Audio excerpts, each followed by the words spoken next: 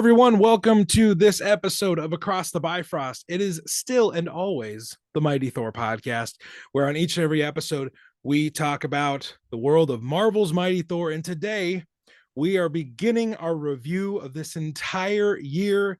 Faz is here as my awesome mighty co-host. Faz, are you ready to review all that was in 2022 with the world of Thor? I just think it's crazy. Listeners, just so you guys know, we were planning on doing the whole year in one podcast because in a Yeah, normal year, we could pull that off. But this has been an Asgardian year. yes. We can't do it all one So way. This much is part Thor. one of two. Yeah. Thor 4, more Thor. Faz leading off with the one thing I want to let you guys know. We are going to cover the first half of the year in this week's episode, and then on the next episode, we're going to cover the latter half.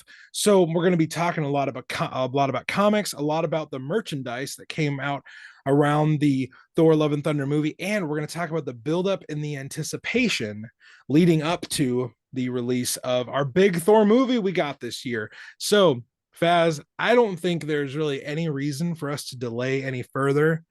Are you ready to jump into our 2022 review of this year in Thor? Let's do it. It's gonna be Thorsome. Okay. So this is how we're gonna start. We're just gonna go month by month, and we're gonna tell you kind of the thing that happened on the date that it happened, and then we're just gonna kind of tell you what we thought about that thing. Now that we've had basically a whole year, we've had some months and weeks in between these occurrences and a little bit of perspective. So let's start off in January. January 5th is our first occurrence, and that is the release of Thor number 20. It is the second part of the God of Hammers comic book story. The creative team on this book is the mainstays on the current volume of Thor. That is Donny Cates, Nick Klein, Matt Wilson, and friend of the show, Joe Sabino, who we're going to say his name a lot tonight.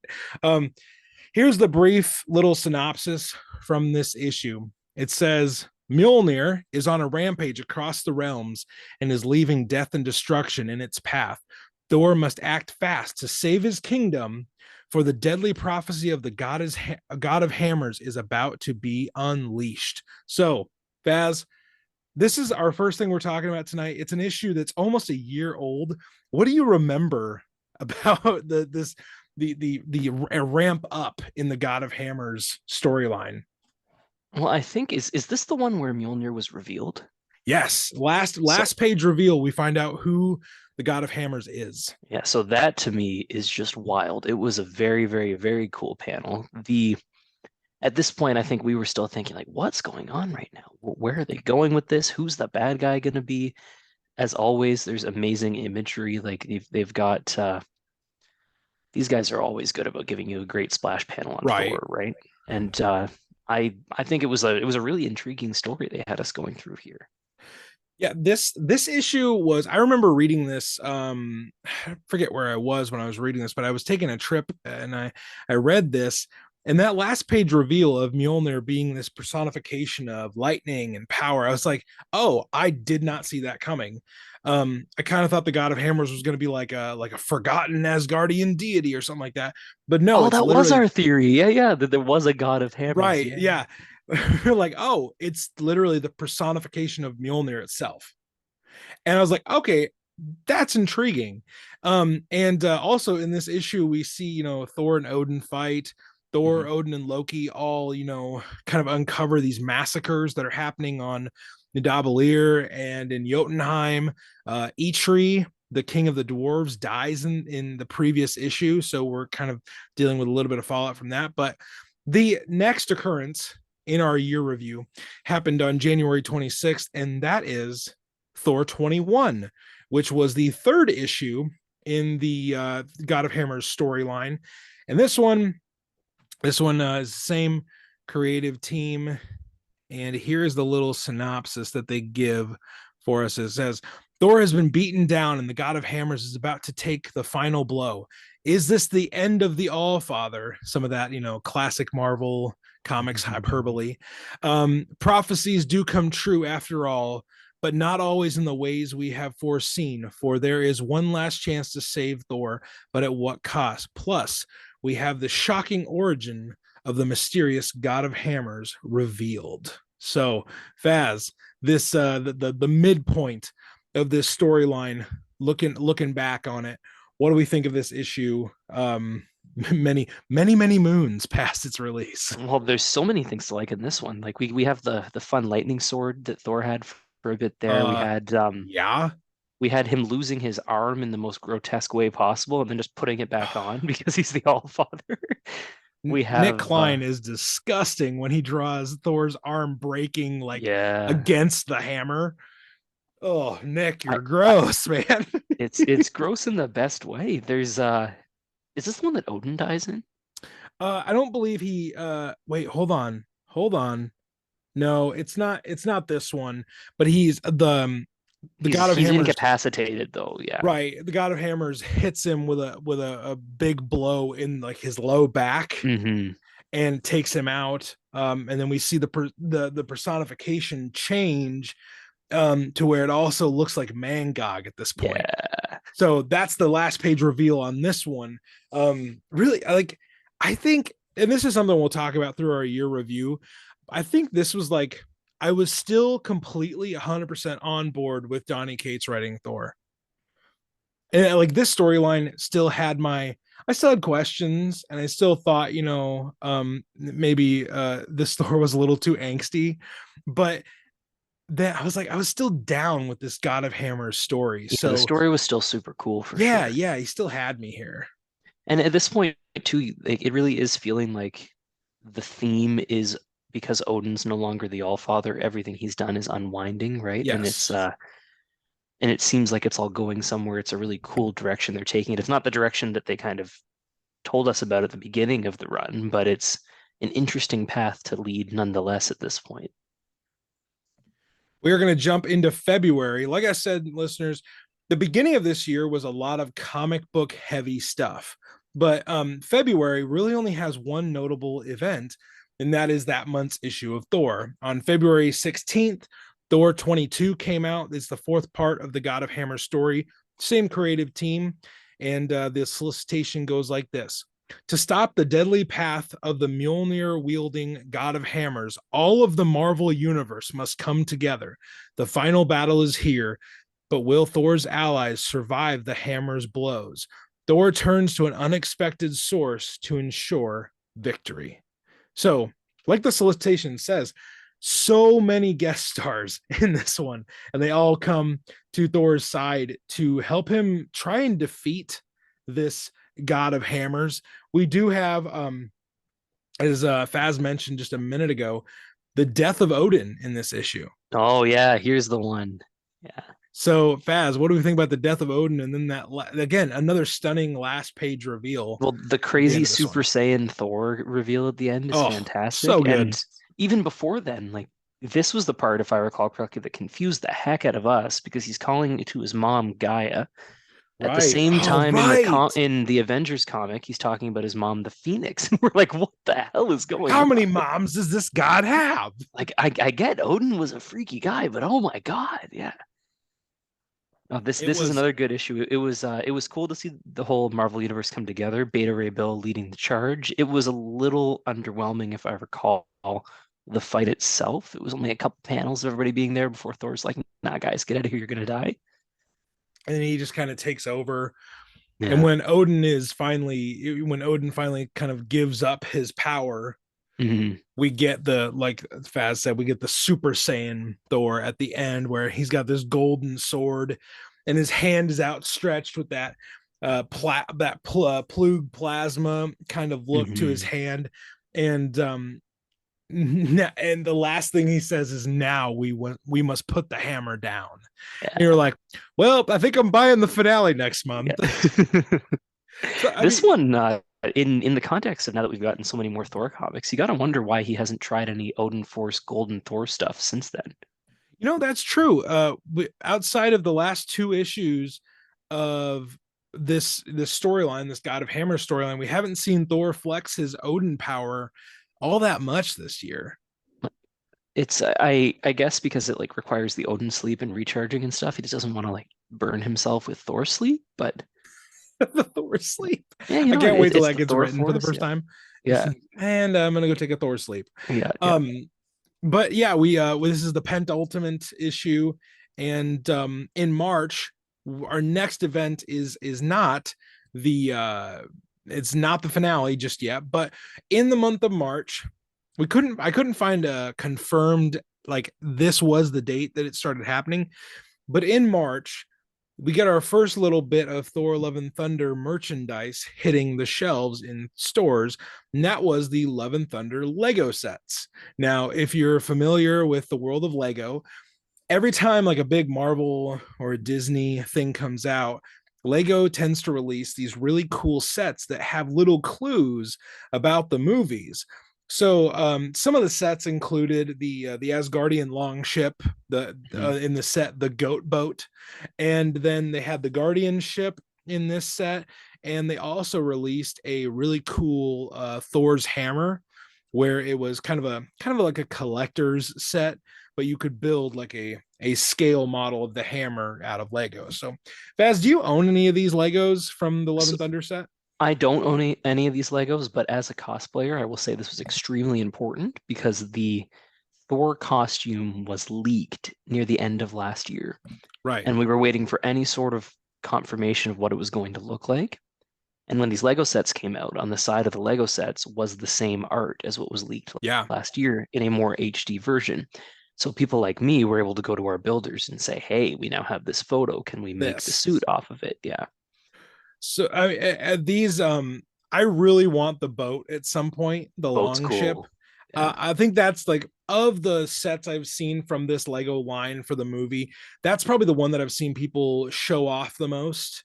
Now, I Because will say though, like that hammer, the people who have the Infinity Gauntlets that are yeah. made of Lego get that Mjolnir, and it's a really nice addition to that collection if you've Oh, got the interesting. big Yeah. Lego props, because they've got like the gold Infinity Gauntlet, they've got the red Infinity Gauntlet, they might have made a cap shield, now they've got Thor's hammer. So all of that I think they have together, like an Iron Man helmet too. yeah, yeah. Um, I mean, Like it's if you're a really Lego cool guy, stuff. that's cool. Yeah. Yeah. So we're moving quickly on to the finale of God of Hammers, which came out on March 9th. Still the same awesome creative team. And the solicitation says this: it's the final chapter in Thor's brutal war against the God of Hammers. And after a horrific and tragic loss, the death of Odin, Thor is more determined than ever to finish this fight once and for all. But can he triumph without Mjolnir at his side? Either way, by issue's end, Thor's life will be irrevocably changed. Faz, this one was, I really loved this one because of how it started. Hmm. Like, we're in the middle of Thor's fight with the God of Hammers, and the first 5 pages of the finale is Thor and Odin having this conversation just when Thor is much younger, they're having a conversation about the hammer and what does it mean to carry the hammer. I loved how the tone switched up at the beginning of the big ultimate fight. What did you think about this issue as a whole? Because there's a lot in this one. Well, with the tone switch, like you said, I'm a sucker for the whole maybe he wasn't a great dad, but here's still a great moment when he was a good dad, trope, like Yondu has that, so on and so forth. Like this scene is really nice, how Odin's teaching him how to use the hammer. He's like giving him tips. It's working. It's like when you're older, you'll understand it better, stuff like that. And then you get into the real fight, and he's just a Oh, full-on Super Saiyan Golden so God good. with a sword fighting against. Because again, Donny Cates loves his swords and he loves his power-ups, Right, and we right, right, get right. some great fighting. Doesn't he fight with the Bifrost? Like, yeah, he does. Yeah. Just So this may be one of the coolest things Thor did all year. hmm. Movies, comics, all of it. He uses the Odin Force to wrap the Bifrost around the God of Hammers, as the God of Hammers is kind of personifying itself as Mangog, but also as like this moving cyclone looking thing. And then he just starts to beat on the he starts basically to, I don't know, beat up the embodiment of Mjolnir, but it's like he's pounding like an anvil. He's Hmm. trying to exorcise this evil spirit that's taken on this form. And the last few pages of this fight are so great because you see Thor slowly start to break the hammer apart because he's putting so much into this fight. And by the end, he just has a handle. It's probably the panel of the year, the one when he slams the hammer down and you've got all the split Yeah, pages with all the stuff. It's just incredible. that is really hard to beat. Yeah. There, Like, I mean, I'm sure there was a better one because there were just so many great Thor books this year, but that right. one is I'm insane. sure that as we do this review and as people go back and maybe reread some of these comics we're going to talk about on this episode and the next one, you'll find those panels like, oh, this was my favorite panel of the year. This is my favorite Yeah. Thor panel of the year. And if you have a favorite Thor panel of the year, reach out to us on Instagram at the Mighty Thor Podcast and share your favorite panel, your favorite Thor panel of the year.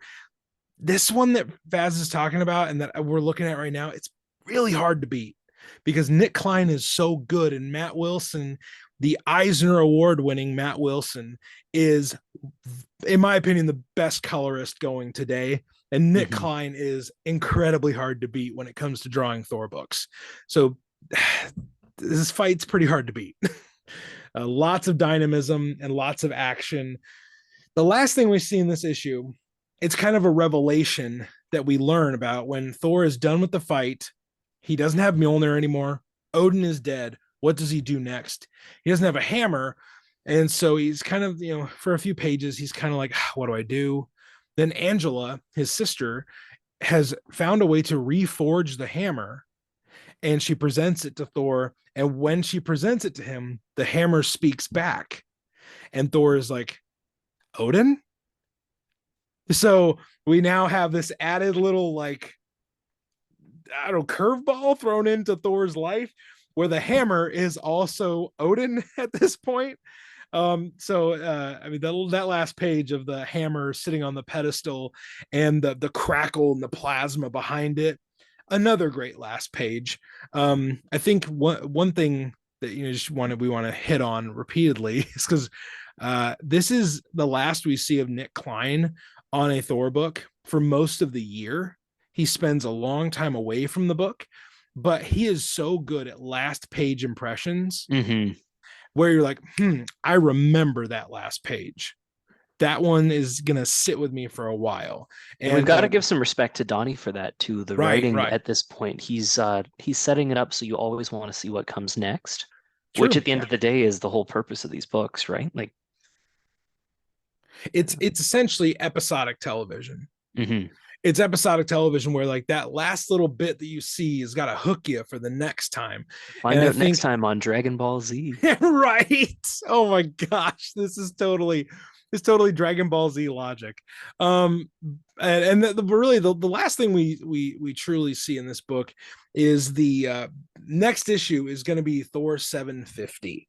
Hmm. So we'll get to that in just a little bit. We've got to get into though.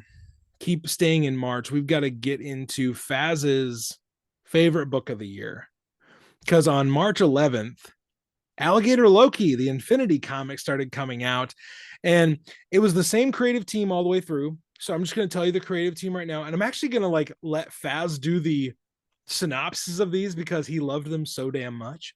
The creative team for this whole series, I believe it was 14 issues throughout the year, was Alyssa Wong, Bob Quinn, and Pete Pentazis. So the first one came out on March 11th. Faz, what was it called? What was it about, man? So the world changed for the better Oh on my March gosh. 11th, 2022. We all know how much I love Love and Thunder. We all know how much I love the main Thor book, but Alligator Loki was just such a joy for all 14 or however many there were Yeah. Infinity Comics. The first one's called Family Bonding. Alligator Loki and Thor go to an amusement park together. Yes, they There's do. fighting, there's scratching, there's fun to be had.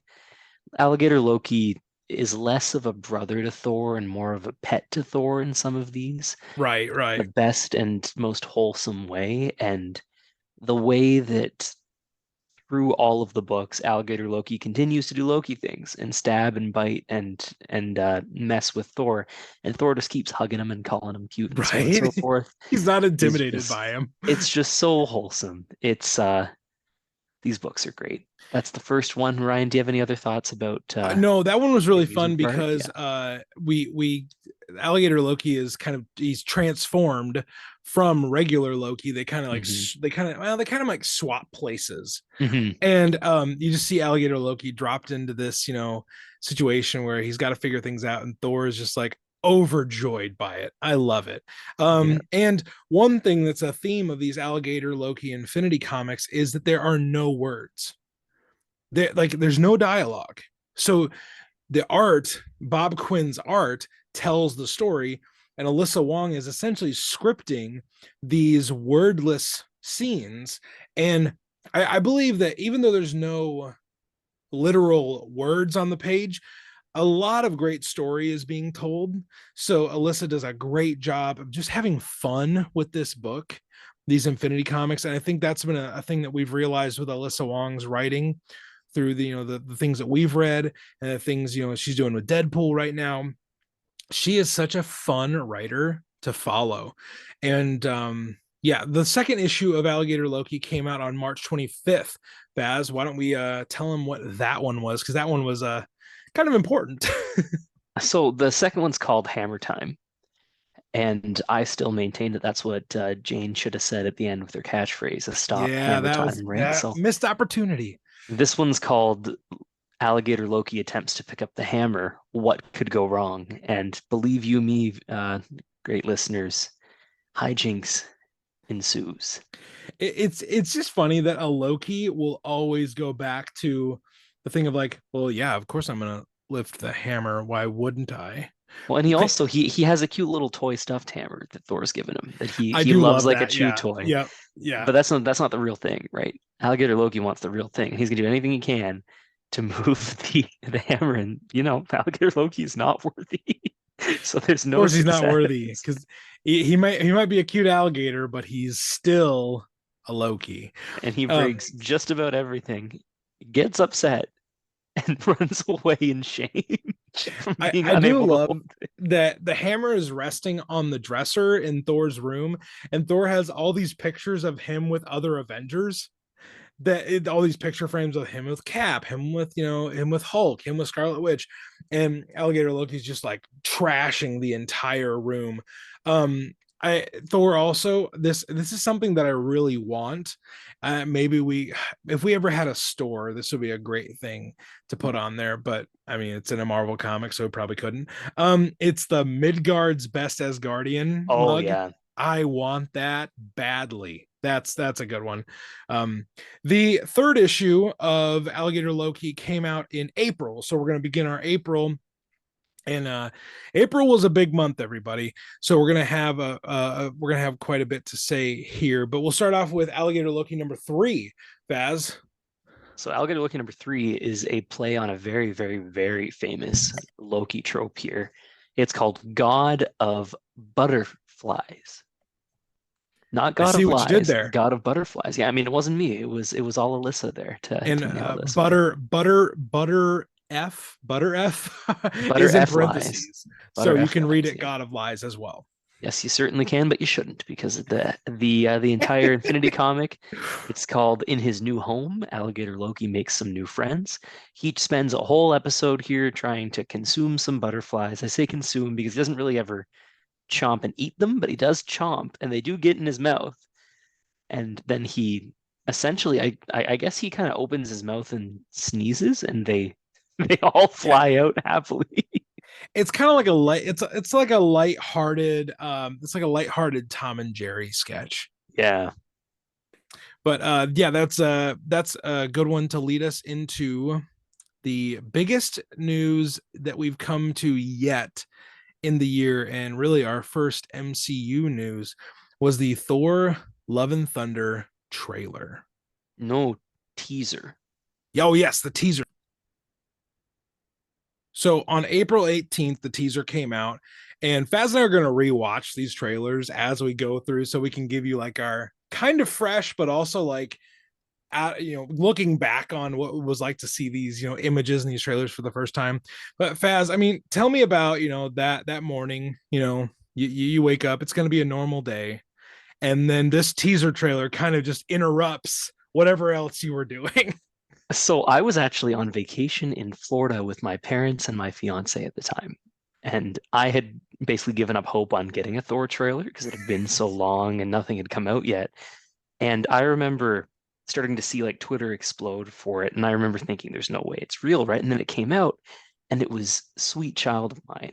Oh, And so listeners, perfect. you don't know this about me, but it is probably, if it's not my favorite song, but it is incredibly close. It's a song that Mm, as a kid, my mom used to sing to my brother and I all the time. mm, It's extremely meaningful to me. So awesome. to hear the song playing with all the costumes and the imagery and everything that's happening in this minute and a half teaser I was just overcome with emotion that day. I watched it like Right. 60 times. Cynthia Oh, was like, "Again, seriously? Are you really watching it again?"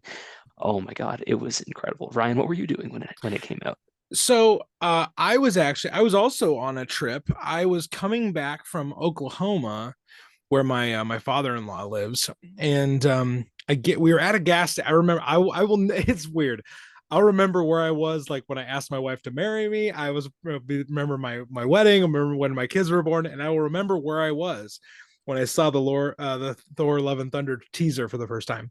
I was I was at a Phillips 66 gas station leaving Oklahoma City, and someone had sent me, I don't know if it was Will or you sent me something that was like, oh my gosh, it's finally here. And I sat in the car by myself while everybody else was in the bathroom, and I was like, this is incredible. Like, because again, listeners, take yourself back to January, to February, to March. Nothing. We had nothing yet. And the movie was in the first, it was the first weekend of July. Like, we had gotten nothing. I was pretty sure we were going to get a trailer during the Super Bowl Hmm. back in February, and we didn't. And then March was just nothing. And there were so Nothing many happened. events where it was like, oh, it's happening at this, it's happening at that. It's like, oh, so many like we got this covered must have scooped when the Thor trailer was coming out at least 10 times and it Yeah. never came. And then this one just came out of absolutely nowhere. I feel like it Yeah. was in the middle of the day, like there was no pomp and Nothing. circumstance, just, hey, look, Thor's here now, get hyped. And yeah, I again, like Faz, I probably watched it a few dozen times. And then I remember just people, lighting up our show account, being like, "Have you seen it yet?" I'm like, wouldn't it be kind of ridiculous if I hadn't seen it yet? but no, that trailer was awesome. It got me thoroughly hyped, and it was exciting. So we'll have more, later on in the episode. We'll talk more about trailers and stuff. One more thing on this Yeah. teaser. I think it was the perfect teaser. It captured the vibe of the movie. It didn't give away very much plot. It showed you a lot of cool stuff, and it was done. Minute and a Yep. half. If I wasn't so obsessed with Thor and needing to see all the imagery and stuff ahead of time, I wouldn't have watched any other trailers because this one was perfect. The teaser was Right. all you needed for the Right. vibe, the music, the costumes, how bright and colorful it was, and to build hype. That's all And I that got for that last, one. and a lot of the hype around in this trailer was we knew what Hemsworth looked like. Hmm. We did not know what Natalie Portman looked like as Jane. And she was in perfect. and that last little bit of like her catching the hammer and that slow pan down was awesome. And Thor just being like, Jane. Jane? So that's the first teaser trailer we're going to talk about today. But on April 22nd, just a few days after that, the fourth issue of Alligator Loki came out. Now, Faz, what was the fourth issue of Alligator Loki about? We're just burning through Alligator Loki so far. It was a great year for Alligator Loki. There was no Loki Disney Plus show, so we had a much better Loki. That's not true. Hiddleston's amazing, but you guys know how I feel about Alligator Right, Loki, and I right, have right. no shame about it. This one's called World Tour, and Thor is taking Alligator Loki around to show his friends his new favorite brother. And it's great. Thor picks him up out of the butterflies, starts I think he starts by FaceTiming Jane. Yep, yep, he does. Right. It takes off right from where we left off in issue 3, which Hmm. not every issue in this series picks up where the last one left off. No, but this one does, and he gets immediately bit, which pisses Thor off to no end. And they go flying away. Loki tries to escape. Thor panics, catches him, gets bit again. Loki goes to eat a bird. Thor saves the bird. They land in Avengers Tower somehow. And then he's like, "Everybody, look at my friend. Look at how cute he is." They're all about to fight him. Thor puts the hammer on Thor him. just Thor just puts the hammer right on his back, and the last image is Loki just being like with the Oh, hammer on his back. oh, it's so good. Alyssa Wong, you're the best. So yeah, that's our fourth issue of Alligator Loki. Then in also in April, in the towards the end of April, the Marvel Legends Thor Love and Thunder line of action figures came out, and this wave included the armored Thor that we see in the film, the Ravager Thor, aka the Michael Jackson vest, or as I call it, the Fazgardian vest. Oh, love it. Um, we got Groot, Gore, King Valkyrie, and Star Lord, and then we also got to we got all the build a pieces because the Marvel Legends line do this, where if you buy every figure in the line, you get a build a figure, and the build a figure was Korg. So, additionally, in this line of Marvel Legends toys, there was also a 1-to-1 scale replica of the hammer that Jane has in the film. That's all cracked, and there's lights and effects that come with it. So that we got our first major, we got the Legos. Now we've got the actual action figures. Faz, do you own any of these figures or So the hammer? I don't have the figures. I do have the hammer, and I have Oh, the old awesome. hammer too, so I can directly compare them. The Okay. first one that they made in like 2012 is nice. It's not that loud, it's not that bright, and there's no good way. Like there's a switch on it, which pissed a lot of people off because you have to like it's visible. You can see the switch there. Oh, I okay. repainted mine. I love my hammer because of that. I put a new strap on it. Specifically, my friend Reed's Props Plus did all of the Go painting and check out upgrading. Reed's Props Plus on Instagram. He is He an is incredible fantastic, follow. yeah. But this new one came with weathering on it. This new one came with a better hidden system for the batteries and whatnot. It's louder and it's brighter than my Stormbreaker. Oh wow. So this thing is fantastic. I haven't done anything to it yet. I'll probably have Reed repaint it just because he's amazing, but I don't need to. It's great on its own. It is a beautiful prop. And if you're Yeah. a Jane fan or a Thor fan, I highly recommend it. In terms of the action figures, these ones caused a lot of controversy in the comic bro world. And the reason I say that is because the first look at Gore was revealed here, and he Yeah, I was didn't gonna look mention like that. Voldemort. Just the fact that he looked like his own character and he looked like Christian Bale was enough to make people lose their collective marbles. Oh Even though man. look, why would you want him to be Voldemort anyway? He still looked great here, I think. I admit that he looked a lot better in the movie than he did in the art for the Marvel Legends Yeah, the figure. art for the movie did, I will say, it didn't inspire me. And until you see him actually doing stuff, you think like, really? And then you see him and it's like, Right. oh, that makes sense. But I can see, Yeah, yeah, it makes much more sense when Bale's able to add the menace to it, yeah, the the Christian um Bale of it all. the emotion to it. Yeah, the Christian Bale of it all. But here we go. At the end of April, this was our big Thor anniversary issue for the year. This was on April 27th, the Thor 750, the legacy number 750, to include Will a little bit on this review. The 750th issue of Thor came out. It was in the current run, it's number 24. The main creative team is still present here. Donnie, Nick Klein, Matt Wilson, and Joe Sabino. But there were a lot of other former Thor creators that worked on this book. And I am going to give you a comprehensive list of them. And maybe you'll notice some of your favorites in here. There was Walt Simonson, Louise Simonson, John Workman, Dan Jurgens, Klaus Janson, J. Michael Straczynski, Olivier Coipel, Alejandro Sanchez Rodriguez, Al Ewing, Lee Garbett, Antonio Fabella, Jason Aaron, and Dos Pastores. And So, listeners, real quick, if he mispronounced any of those names, please feel free to go cancel him on his Instagram or on no, my Instagram. yeah, cancel me with my dozens of followers. But this issue was so monumental, so big. And then we got lots of different stories in this one. Obviously, there's the funeral story for Odin, the All Father, that Donnie and Nick bring us. But Faz, I forget when we reviewed this issue. Did you have a favorite story from this one? Looking back at it, I think my favorite story was actually the Kate story. No, it was either the Kate story or the one with the legal document, the will and all that The J. stuff that was Michael around. Yeah. Straczynski story. Yeah, that's my favorite.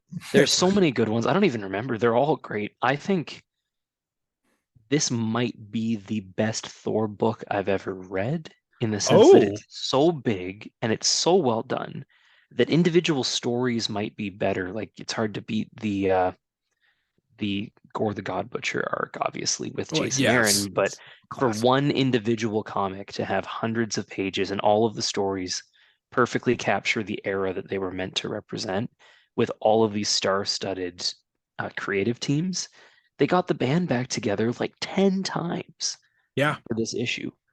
Like it's not just Jason Aaron's back with his team. Everybody's back with their team. And it's incredible. It's the one that made me think Donny Cates really knows what the hell he's doing, which is kind of funny with what comes with next. when we get to our second part, um our faith is shaken a little bit.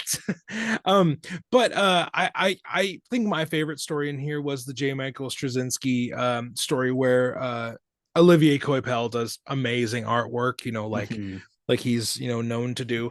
But it's Thor writing his will, which is so interesting because all we've heard about these, they're immortal and yeah, we can die, but they don't stay dead. So why would you write a will? And I think that Straczynski's story shows a lot of humanity and a lot of humility in Thor, and I love that story. I also love how this one ends, where at the end of Odin's funeral, again, it's that Donny Cates, Nick Klein last page. What am I going to learn on the last page that makes me want to buy the next one? And this one doesn't really apply to the next issue because we go off into a different Oh, I series. forgot that was the I tease. forgot Oh about my this too God. because when Odin passes on to Valhalla, we he tries to pass on to Valhalla, and when he gets there, Valhalla is empty. So he comes back in the hammer, and the last thing we see is, or we see Odin wide eye, and he says, "Valhalla is gone." And that storyline really hasn't been picked up on yet. So we like Really, in have they not addressed it at all? Was it I you know what, listener, if you know if they've picked up on this Valhalla, being empty and Odin figuring this out, if you know if they've mentioned it the rest of the year, I don't think they have, and I could be wrong. I probably am wrong. But if someone wants to share what they know about this, go right ahead. Faz, I don't think they have. that's a good point. I completely forgot about that crazy cliffhanger. Unless it was Donald Blake after, and did he talk about Nope. it? Donald Blake was a while Was he ago. before? Yeah. Oh Yeah. man. So Yeah, because then we get into all the random 1v1 fights, right? yeah, yep. And we're gonna jump into one of those really quickly. So the beginning of May, we kind of hit another comics heavy little run here, where Alligator Loki #5 comes out on May 6th. And this one is called Zoo Break. Vaz, what was Zoo Break like? Zoo Break was Alligator Loki in a zoo, for lack of a better word. Yeah, it was one of He's those really in simple timeout. ones. It's a really fun premise because we've got a lot of young Avengers, and I mean that not necessarily that it's the Young Avengers team, but it's young people who are Avengers. They may be in the Young Avengers team that are at the zoo, and they just happen to run into the shining star of our universe, Alligator Loki, The in an shining enclosure. star of our And universe. there's the panel that might be the best panel in all of Alligator Loki, the I'm in timeout panel, where it shows Yes. a pouting Alligator Loki with Mjolnir on him. And they feel so bad for the little guy. He does puppy dog eyes. He rolls over and they smuggle him out. And on his way out, you get one of those mischievous Loki stares, like, "Oh yeah, I'm free now. What am I gonna do next?" It's just the pinnacle of storytelling when it comes to Loki. It's excellent. No hyperbole at all.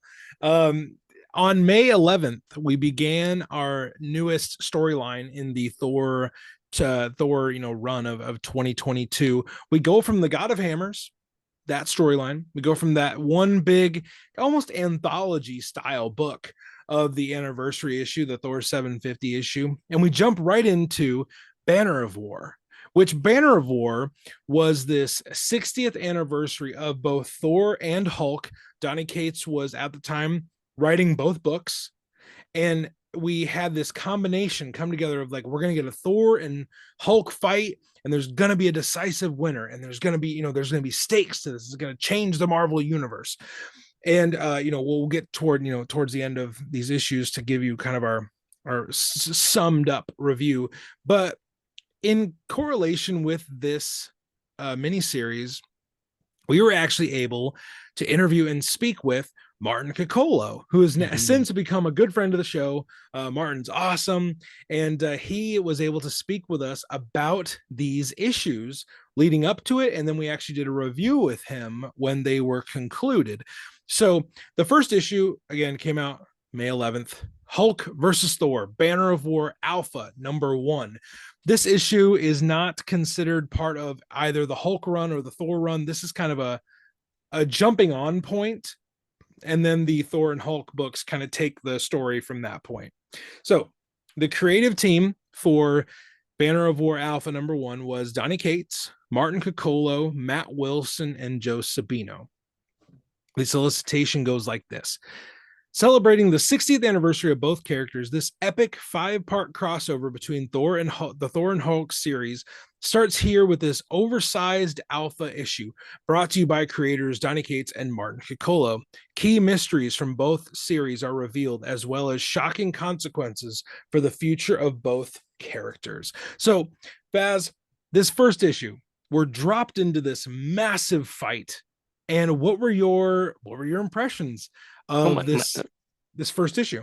I was pretty hyped. I mean, it starts with Uatu the Watcher telling us about how wild it's going to be You and sure how we're that's going to not watch. Will? You sure it's not just giant Will with a It, thing of popcorn? it very well could be Will Rose. He says he's at Galaxy's Edge right now, but he might just be watching the newest cage fight between whoever the biggest heavyweights are right now. Right. But if it's not Will and it's Uatu the Watcher, he tells us about the time that Thor and Hulk have an amazing fight, and get ready because there's definitely going to be a winner and there's going to be huge stakes and everything's going to be amazing and you're all going to be super satisfied with the ending. And as you can tell by the way I'm talking, we were extremely satisfied with the ending. Mm, I was But confused by it. it was a very good start. There was the panel where they were a fight Mortal Kombat style, Oh, Thor and that's Hulk. yes, yeah. That was so good. A lot of really cool imagery. They've got the like Starship Hulk thing going on now, which took a little bit for me to kind of get on board with, but it's there and Thor's doing his cool Thor stuff. You'll notice though that he's not really all fathering. He's just doing regular Thor stuff here, He's regular Thoring at which this is point. two issues after he became the golden Goku style Thor. He's not doing that here. He's just using regular lightning, and he's not losing, but he's not winning either. So Odin Right. decides, let me talk to him. I'm the Yeah, ghost of a hammer. I could have some fun. let's go inside the Starship Hulk, and Odin has this standoff with Bruce Banner, and that kind of leads us into the next issue of this series. But there is one thing we said to Martin when we talked to him was that he draws so viscerally, Hmm. and his fight scenes have so much dynamism to them. There was one part of this is up there for my panel of the year, is when Hulk just rips his own like stomach out to get up from Mjolnir being on his back. That Yeah. was grotesque. And when Martin told us in our interview with him that his original pass on that was a lot grosser, I was like, well, yikes. What is this man capable of? What kind of monstrosities are in his brain? It was a really fun opener to this, and really again at this point in the year, Donnie had me so hooked, and I think yeah, the Banner of War, about halfway through Banner of War, the end of Banner of War, I think my tune slowly changes. And listeners, that's what we call foreshadowing in the business. It's or on this show we call it Thor shadowing. I love it. The second I said foreshadowing, I regretted it because I there was a pun and to the be made second and you I said didn't it, I say it. knew I Yeah. was gonna go with it. I'm just glad Um, you picked it up because I should have said it and then they would have groaned at me, but instead they groaned at you. and you can thank everybody. You can thank all former guest of the show, Mike Kaplan, for getting me on that mindset of trying to come up with Thor puns all the time. So thanks, Mike. You're awesome. Let's go to our next event in our 2022 Thor review. That is part 2 of Banner of War in Thor number 25 on May 18th. The creative crew remains the same from the Alpha book, but this is the 60th anniversary celebration of their rivalry. Their battle continues in the second installment. Banner's newfound control of his rage is prolonging the fight more than Thor has expected. And with Banner holding his own, Thor must get creative. Odin's breakthrough look into Banner's psyche seems to slow the violence, but will it be enough? Faz, I will give you first go at your thoughts on this one. At this point, I'm still fully on board with Banner of War. It's obviously more punch punch kick kick than some of the other issues of Thor that we get, but sometimes it's fun to have a punch punch kick kick Right. storyline. And we get a classic final panel hook with the Thor and Hulkbuster armor that we get from Woo! Tony. It just looks incredible. I don't remember what Big. it's actually called. Do you know what it's called, Ryan? It's the celestial. It's the celestial Hulkbuster armor. Something like that. It just looks Fantastic. incredible. How about you, Um, Ryan? What were you thinking at this point? well, again, I wasn't as locked in on the Hulk series at this point. I had Hmm. bought the first few issues, but the Starship Hulk stuff kind of confused me. And I didn't really like, I don't know, it didn't really grab me. So I didn't know about the El Paso stuff. I didn't know really where that was headed. So we learn a lot about why Thor is trying to track down Bruce and the Hulk at this point, and it's because of this massacre that Bruce was at the epicenter of in El Paso. That's why he's trying to track down the Hulk and kind of bring him to justice. But when Tony goes into business for himself, almost nothing good happens. So he shows up where they're having this fight in this gigantic, friggin' I don't know, Gundam suit. And he basically had, like Faz said, he has that last page reveal where he says, I'm gonna have to ask you to both step away.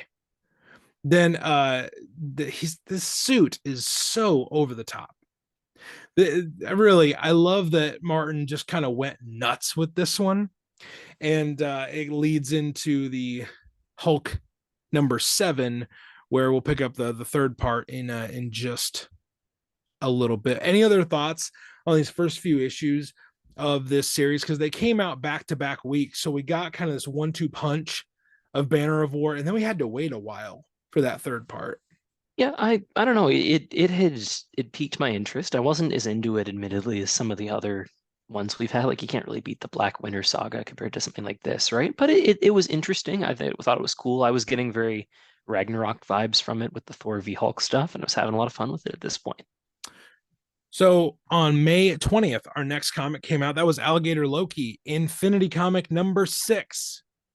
Faz, tell them what this one had in store for us. This one's called Pet Tricks, and it's maybe the best of the bunch. I know I've said that like Okay, 4 times already. Alligator Loki will do anything for some tasty treats, is the line. And it's essentially our young Avengers that is playing true. with their pet Alligator Loki. And they have these little mule treats. Mule treats, yes. Alligator mule treats is what they say. Squirrel Girl has them. And essentially, they teach him all these tricks. They teach him how to sit for a treat, and it's adorable. They teach him how to roll over for a treat, and it's adorable. They teach him how to shake a paw for a treat, and it's adorable. Teach him how to stand for a treat, and it's adorable. Teach him how to play dead for a treat, and it's adorable. And it just continues like this. And Thor comes in. The kids are all super panicked because they think he's gonna be mad. They hand him some treats. He feeds Alligator Loki, and Alligator Loki bites his arm again. And that, I mean, really, it's just it's Alligator Loki is so adversarial in this. Yeah. He But just will specifically not to get on Thor, he, board. he likes other people. He just doesn't like his brother, and it's hilarious. Oh, So on May 23rd, we got our first full length trailer for Thor Love and Thunder. And there's a few things about this one that were a little significant. We get to see more characters, we get to learn a little bit about the plot. But namely, it was our first trailer look at Gore the God Butcher. So, Faz, we've seen the images, the previews, but what was it like seeing Christian Bale actually like get to move around and kind of act in that part a little bit? Um, that first impression, man, you never this forget your was first, this as was the the trailer would moment. say. This is the moment where you really think, oh yeah, I'm not worried about Gore anymore. If you looked at the photos and he's like not all weathered and he's like bright white and he doesn't have a lot going on, you think, I don't know if this is gonna work. You watch him for the 5 seconds in this trailer and you're like, oh yes, that is Gore the God Butcher, and I am fucking hyped. It This trailer, I think, in retrospect, revealed too much. I was gonna say that, yeah, I think essentially the whole plot of the movie's in there, and a lot of the best jokes are in the trailer, which meant that when they happened in the movie, people who watched the trailer obsessively weren't laughing anymore, yeah, which is too bad because then you get the stupid takes that it's not funny and it's terribly written when really like you loved that joke on May 23rd. It's just you watched the trailer 3 times a day for 2 months before the movie came out. yeah, yeah. No, it was like the flick at the end, like Hmm. that's just kind of like easy funny. Because it's like it's not really making fun of Hemsworth, but like he's got an insanely great physique, and then all the people fainting at the end. That's just like that's good. That's just easy, funny laugh. But yeah, when that's the joke for a few months, it's like oh, when it gets to that point in the movie, it's like oh yeah, right, I saw it in the trailer. Cool. Yeah, that's exactly it. And there were a whole bunch of moments like that that would have been like the Mjolnir reveal scene when Jane comes in. They basically just added 10 seconds to it in the movie to what was in this trailer. And it could have Right. been like it really could have been a complete shock. And I think it would have worked a lot better for people than the fact that they knew it was there and they were just waiting for it to be over. Also, one more Faz getting on his soapbox.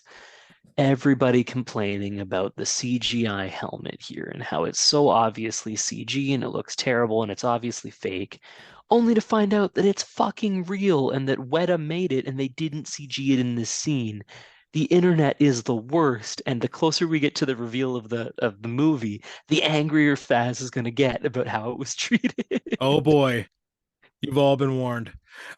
So next in the end of May, we have May 25th, where this is the only issue of Avengers we're gonna cover in this review because we're talking about Thor main titles Thor or Thor adjacent characters like Alligator Loki. We're in this year, but we're gonna talk about this one issue of Avengers because it is written by Jason Aaron and it's drawn by Javier Garron, who Javier Garron is one of my favorite artists now. If you pick up the Avengers book for one thing, I mean, I hope you enjoy the writing, but the artwork is also insane. Uh, Brian Reber and Corey Pettit are also on this book. This issue, number 56, is called The Saga of Jane. And Jason writes a very Jane centric story where she kind of relives this fantasy of what she wanted her life with Thor to be like at one point, and then realizes that she's essentially in a nightmare that is being orchestrated by Mephisto and all these different versions of Mephisto. So Jason did a great job on this one. I felt like it was a really good one shot of the one of the newest Avengers, Jane as the Valkyrie. But Faz, you remember reading this one? Was this one you picked up? Because I don't Yeah, know. Yeah, this one I definitely did read, and I really like not only just the issue itself, which is great, but the lingering effects of this issue. because the temptation of Jane is a fantastic storyline where she thinks she's happy, she's living her life as a Valkyrie, she's enjoying her life, and Mephisto at this point in the book is trying to tempt all the Avengers into basically messing up. And the thing that he uses to tempt her is Mjolnir because she misses being Thor. Yeah. And she didn't know she had that inside of her until this moment. And I think that's really cool because she feels a great deal of shame about it. She doesn't want to talk to Thor about it. She doesn't want to talk to any of the Avengers, and it has lasting consequences. It's so Mephisto-y to do that to somebody. Yeah. And it's I just, it's really cool. totally agree. Let's get to the third part of our Banner of War comic book storyline where we get to Hulk #7 on May 25th. This is done by Donny Cates and Martin Coccolo. Frank Martin Jr. and Corey Pettit take over because they're the regulars on the Hulk book. But the third installment of this epic crossover between Hulk and Thor sees Iron Man interrupt their pivotal moment in this Thor Hulk fight. And there he's equipped with the celestial Hulkbuster armor of his own design. Tony is convinced that he can ensure Thor's victory and Hulk's capture, but sometimes what you don't know really can hurt you. Faz, your takes, good sir. This one was again, it was pretty fun. Like Tony basically they set him up as like he's going to be doing a really good job and fighting back, and he just gets his ass handed to him for like 20 panels. He just Thoroughly. yeah, I kind of wish we got more Tony ass kicking instead of getting ass kicked, but I also like given that they're setting up Thor and Hulk being so much more powerful that Tony breaks ribs, so on and so forth.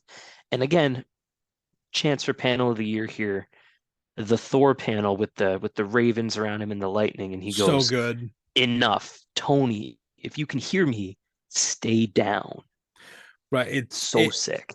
it that panel which that full page panel which Martin draws just so epically, it is kind of one of those where even out of its context it looks good. Like if you had a textless version of this panel, it Hmm. would look awesome because Hugin and Munin are hovering above his shoulders, the two ravens, and he just looks like the guy you don't want to mess with in that panel. When we get to the end of this episode this issue, there's a giant gamma explosion where Odin tries to appeal to Hulk because now Odin knows what happened in El Paso.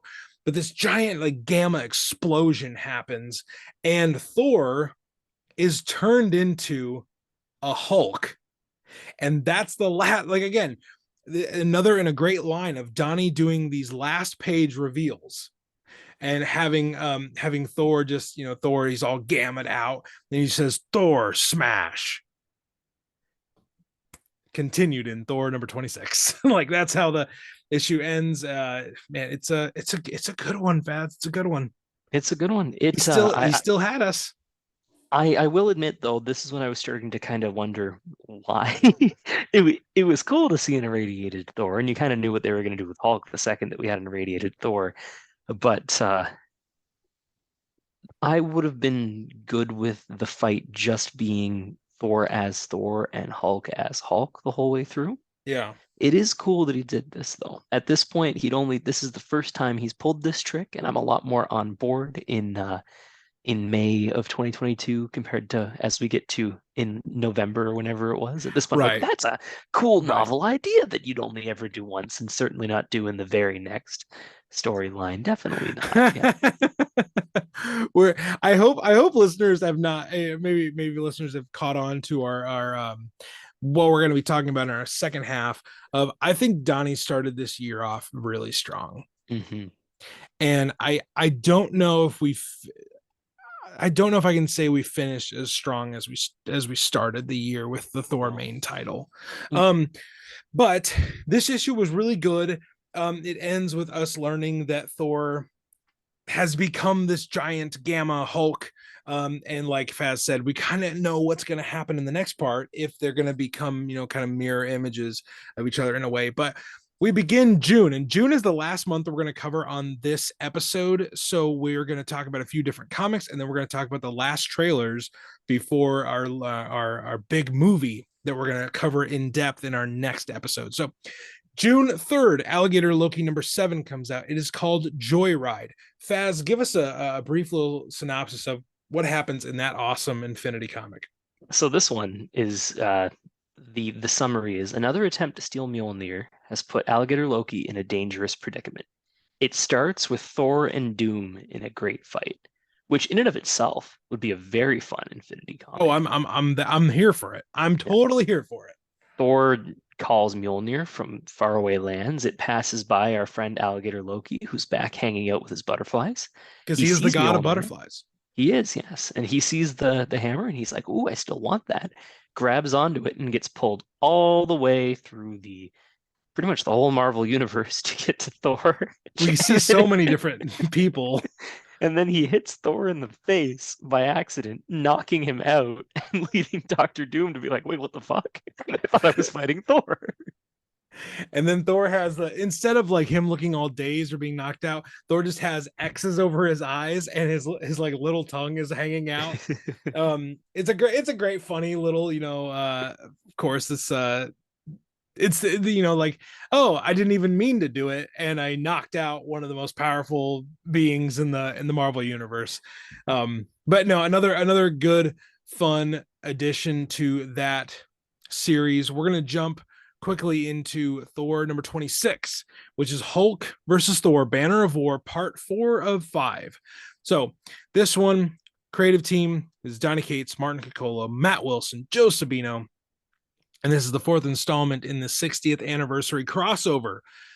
Thanks to Odin, Thor now realizes the gravity of Banner's situation and its connections to that mysterious, violent incident in El Paso. But when Iron Man's interference causes more harm than good, our two rivals face shocking changes that change the stakes of the battle for good. So, in this issue, we see this gamma radiated Thor fight against Hulk, and then the Hammer chooses a new worthy wielder. Hulk gains these Asgardian powers, and he gains the Asgardian verbiage.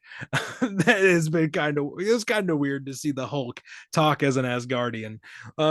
Then I will say the last page of this comic was one of my favorite pieces of artwork from Martin. It's the planet exploding out of the side. This was one of those panels where after I read this issue on the day it came out, I sent Martin a message and I said, Martin, how in the world did you do this? How did you draw that? And he was like, I don't know, carefully, slow. It's like, no, if I could draw like that, I freaking wouldn't get out of bed for like less than like a grand or whatever. Like it's so good. It's so stinking good. And that's what happens when the Mjolnir connects with a Hulk punch. But apparently planets explode. So yeah, this one was just another great issue of them duking it out, man. Yeah, it's great. And they have like some new lore that gets added in. Like now that Odin is in the hammer, he's deciding what worthiness means, which is a fun twist on we Right, learned in the God of Hammer storyline that it's kind of this really sadistic God of the Storm that's making the decisions before. right. So on the one hand, you think like really Odin's making the call, but like is that worse than a magical lightning power that's also kind of tied up with Mangog? I think Odin's a pretty good judge of worthiness and character, right? So it's a cool twist. Yeah, he's all about character and Hey, being one a one thing about Odin being a is good dude. he doesn't have the virtues, but he is good at picking out who does have them.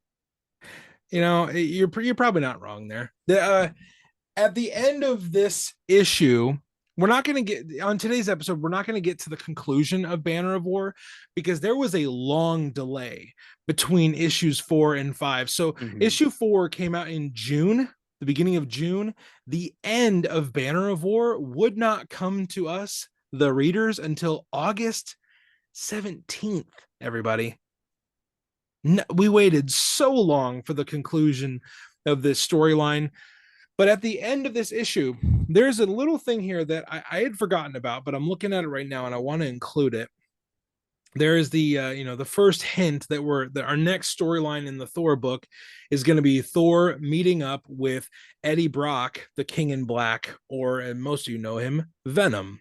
So we know that there's a big, big kind of another team up coming of Thor facing off and teaming up with this other hero. We know that Donnie's going to be writing it, and Salvador LaRocca is going to do the art. Salvador LaRocca, great artist. And in the parentheses at the end of this issue, it says, rest assured, Nick Klein fans, Nick is already hard at work drawing number 29. And then it says this part, the first part of our next big arc, Valhalla Risen. Now, those of you that have read the last issue of Thor, Thor 29, that is not what the story is. So they say it's going to be the first part of Valhalla Risen, and that's not what it is. It's the legacy of Thanos. So, which is being written by Thorne Grunbeck. So, I don't really know what happened there. I'm sure there's people on the comic book news websites that know that kind of stuff. I don't know it.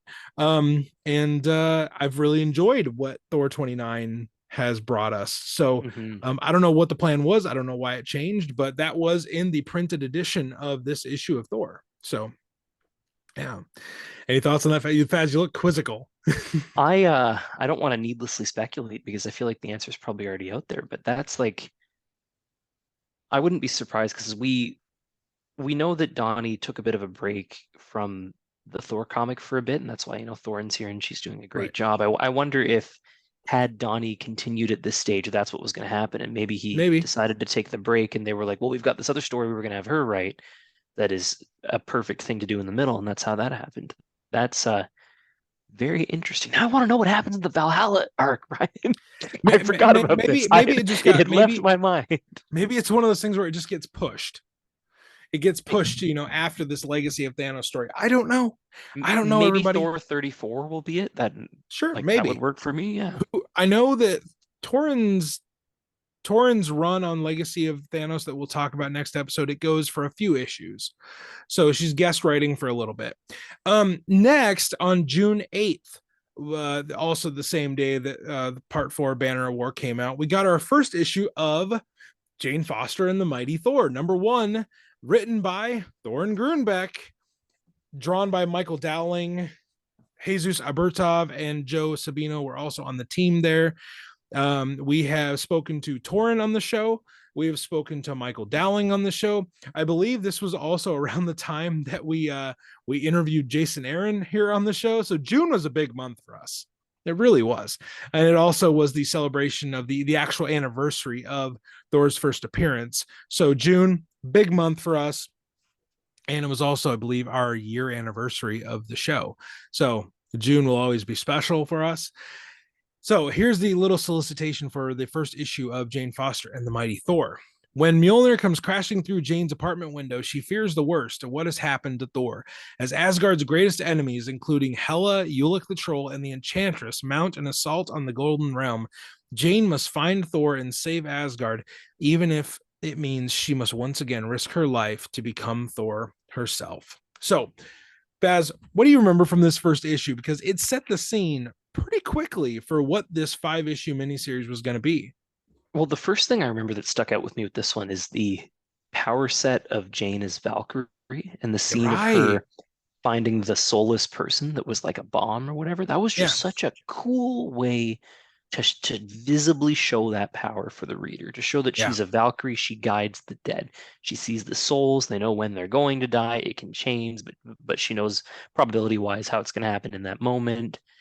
And then she can tell if something crazy is about to happen because everybody would suddenly switch to 0 right on their clock.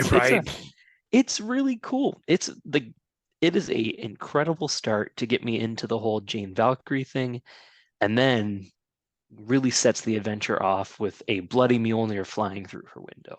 Right. And we're teased, and the bait is kind of on the hook with this issue. I was most excited that we were getting Torrin writing a Thor adjacent book, because she'd written the Valkyrie book, she'd written Jane Foster, she writes this other Thor adjacent book coming out before the movie. And the news had not yet broken that she was going to be guest writing on the main Thor series. So when Torin writes Thor, I get excited. So I was excited about this book. And next, we are going to be talking about, oh my goodness, tickets are on sale for Thor Love and Thunder. So on June 13th, almost a little bit over a month before the film was going to hit theaters, tickets were on sale. We got this brief little, kind of different look at the trailer that announced that tickets were now on sale. But Faz, did you buy your tickets opening day? Oh, of course I did. I bought them opening day for the Thursday night preview show, and as I do with every Marvel thing, especially with the Thor thing, and it was extremely exciting and extremely stressful. I think this is when Cineplex is the Canadian AMC. I don't know if they're Okay, owned by the cool. same company, but it's like the equivalent. Yeah. And it was always crashing for hours upon these movies being released. So I was going to a smaller theater in town called Landmark Cinemas Okay. that had the tickets immediately. And that was kind of, I went there because I couldn't get into the main one. And I'm not seeing Thor a day late and being spoiled on the Nope. internet. That I would be know I wouldn't. insane. Yeah. How about you, Ryan? Did you get them right away? So, I live in a small town that I live in a small town where there really is no buying them ahead of time. So it's I dude, super old school, one screen theater. And I basically made an agreement with the owner of the theater. I was like, hey, um, I will literally like die of like expectation if I can't see this opening night.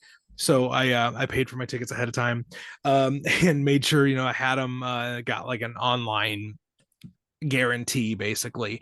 But Preferential yeah, treatment, unbelievable. well, and then but the cool thing about that, when we get to the actual debut of the movie, something really cool happened when I went to the movie. That guy remembered me, and we had a conversation about some merchandise that I got from the theater. So it was a great weekend. I think I ended up going a few times. But yeah, getting tickets ahead of time was not as efficient in my one horse town that probably than you had.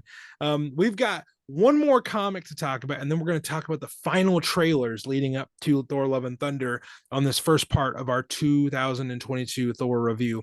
So our last comic we're going to talk about today is appropriately an issue of Alligator Loki. I feel like we've talked about Alligator Loki a lot tonight, Fast. And It's which I know been is okay with a you. it's been a great issue for that. This has been a great episode of the podcast to get 8 alligator Lokis at once.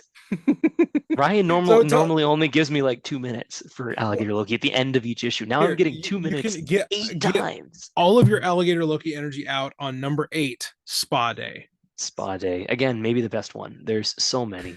It starts with a cucumber that looks like it might almost be an infinity stone in the first photo until you see it zoom Yes. in and it's very much a cucumber and they're putting it on alligator Loki's eyes so that he can be nicely cleaned.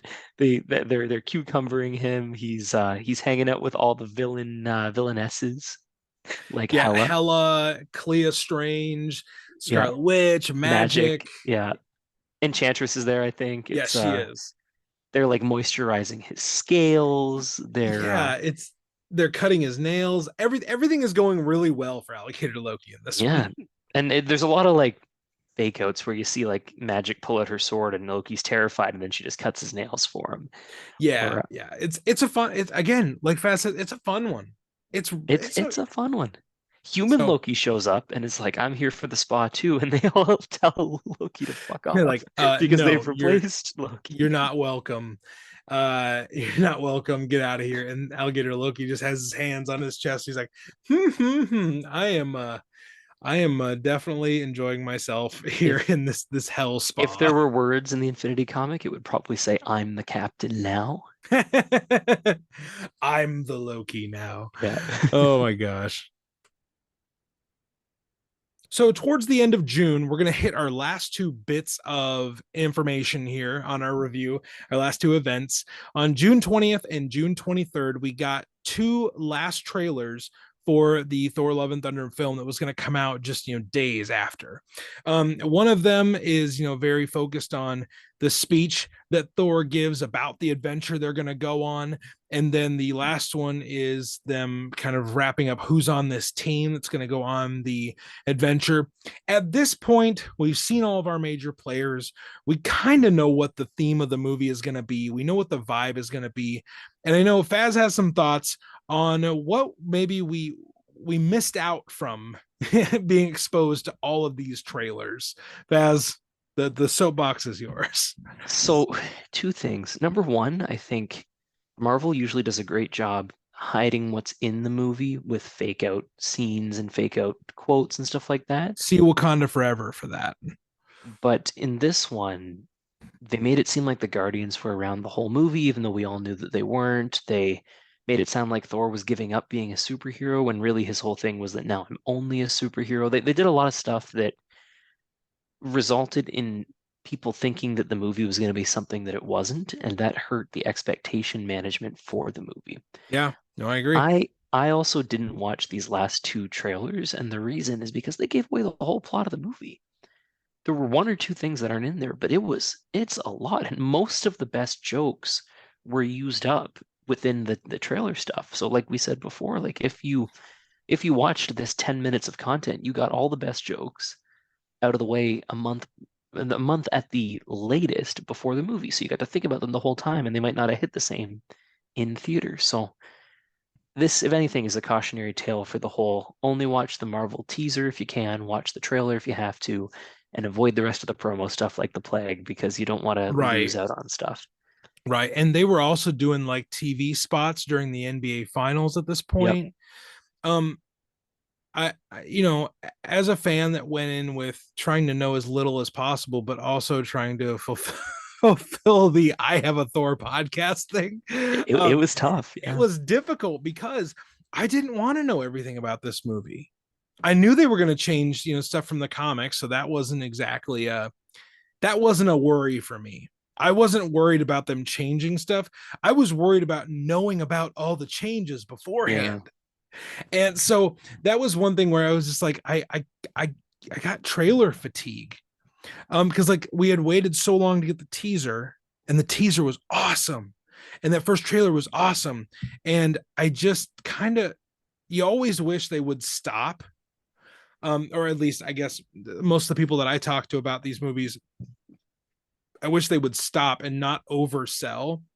But then I look at it, try to think of it from the business point of view. They Yeah. want to sell as many people on this movie as possible. And that's what I was going to say. Like people like us and people like our listeners, I'm sure the solution is just don't watch the later Yeah, things because because you're we're already going sold, right? regardless. Yeah, the rest of the trailers are like we have that family that might not go to this movie, and we have to show them how cool the stuff is, so they'll come.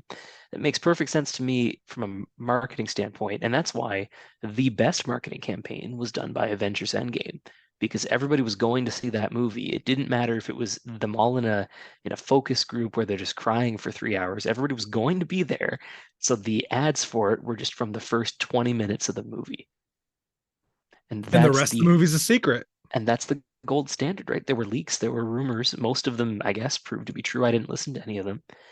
Thor, meanwhile, gave away pretty much everything in the marketing, which, if you wanted that stuff, still a great time. You guys know how I stand on the movie, but Right, right. if you didn't love the direction, you didn't have a chance to kind of enjoy it. Instead, you had to spend a month thinking about, oh, I can't believe they're making Thor funny, or I can't believe. Yeah, yeah. That you were already really settled into the vibe. You already kind of knew everything. So yeah, it kind of changed the viewing experience because when most of us went into like Thor Ragnarok, we didn't really know what to expect from a Taika Thor thing yet. We knew it was going to be more Guardians esque, more like fun space adventure kind of vibe, but we hadn't seen it yet. And Love and Thunder, we had seen that vibe in Ragnarok before. Yeah. But this is the last we're going to talk about on our part one of this 2022 year in review of Thor. We have talked through 6 months of news, comics, releases, anticipation. And on next time, we are going to talk about Thor Love and Thunder. We're going to talk about a bunch of other Thor comics, and we're going to give away some of our awards for the year, like our favorite comic of the year. Maybe if you submit some of your favorite panels, we'll share some of those. We'll share some of our favorite panels, some of our favorite moments, and what we really loved from this year in Thor, this jam-packed year of Thor. But I want to thank my good brother, my worthy co-host, Faz, for joining me on tonight's episode. We will be back next time. Until you see us aboard the Rainbow Bridge for the part 2 of our review of this year in Thor, everybody, we encourage you to do one thing, and that is to stay worthy. Everyone. Ba, ba, ba, ba, ba. Ba, ba, ba, ba, ba, ba.